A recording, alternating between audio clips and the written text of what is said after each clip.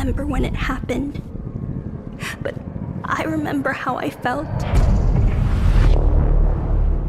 Father told us to hide when they came to our house. Then they took him away. Mother said I couldn't play outside anymore. Everyone had fled. She said the country was sick, but we would be okay. Mother always said monsters didn't exist. I thought they lived under my bed. We were both wrong. They live inside our heads.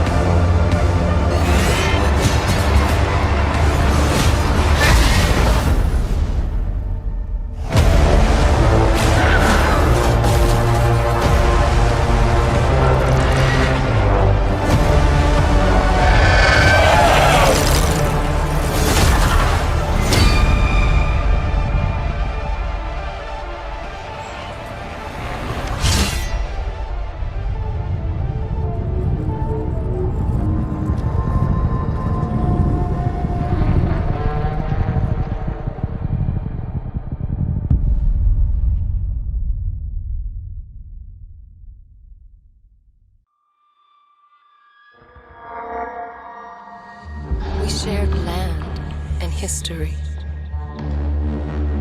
But their lies intoxicated you. You burned our homes and slaughtered our families. No longer am I frozen in terror, grief, and rage. Now all I feel is the ecstasy of revenge. Grief and rage. The ecstasy of revenge. Terror, all I feel.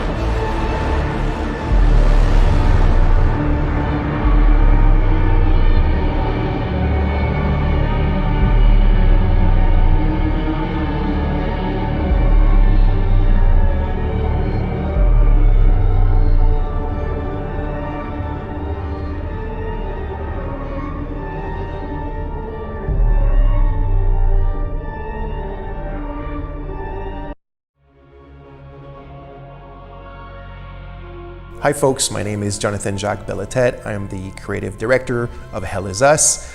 Today I'd like to take a bit of your time to talk about the 3 distinct narrative layers, but also how we created this game from scratch and the kind of like processes that brought us to its world, its gameplay, and these 3 narrative layers. So for Hell Is Us, I took a bit of time to figure out what I wanted these kind of high-level directives to be. And there were a mixed bag of things that had always been dear to me and also stuff that I kind of knew that the team also wanted to try and work with. So I came up with about 5 or 6 and I proposed them to the team and we all agreed and we went ahead with them. So the first one at the top of the list is exploration and discovery. When it's truly player driven, when it's like player cognitive abilities that are putting 2 and 2 together to discover the secrets of the game through your exploration.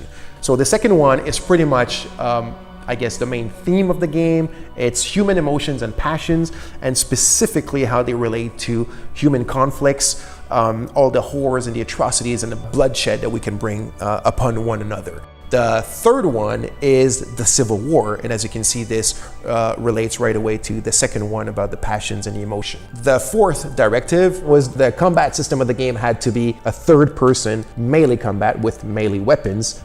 The fifth directive was that the game had to take place within a contemporary setting, as you can see, this brought a bit of a challenge how to justify the third-person melee combat in a contemporary setting. And the sixth one is I wanted to make sure that the enemies in the game were not humans and we would not bring any harm to human beings. So now that we had our set of directives, we were ready to really sit down and create the game, and then we created the story, and this brought us the three distinct narrative layers that we have in the game. The first narrative layers is the Civil War. It's the main backdrop of the game. It's caused by ethnic divides, religious divides, cultural divides, political divides, and also historical divides. The second narrative layer is about the calamity. So the calamity is a bit of a kind of like metaphysical phenomenon that's taking place in the country. And the hero and the player, as they enter the game world, obviously they're aware that there's a civil war, but the hero doesn't know that there's also the calamity, and really rapidly he will come face to face with it. So why is it here? Where is it from? What is it connected to? And what's its link with the people, the civil war, and the history of the country? The third narrative layer is the family. So this is something that's really dear to me, and mostly when we look at it through the lens of conflicts, war, civil war, and whatnot, because families are often one of the first victims of conflicts, especially children as well. But our hero was actually born in the hermit state, but his parents smuggled him out when he was 5 years old. He's always wanted to come back because he's got questions, right? He wants to know, who they are, why did they abandon him, and also who is he, because he's missing that part of himself that your parents kind of provide you. So all these three narrative layers are different, but they intertwine. One of them is the one that truly brings you through the main story, but since the game is fairly open-ended and non-linear, the players are free to oscillate between these three layers as they see fit, and kind of put them together to form the big picture of the game and the entire puzzle, or almost the entire puzzle, to make sense of what's going on inside this country.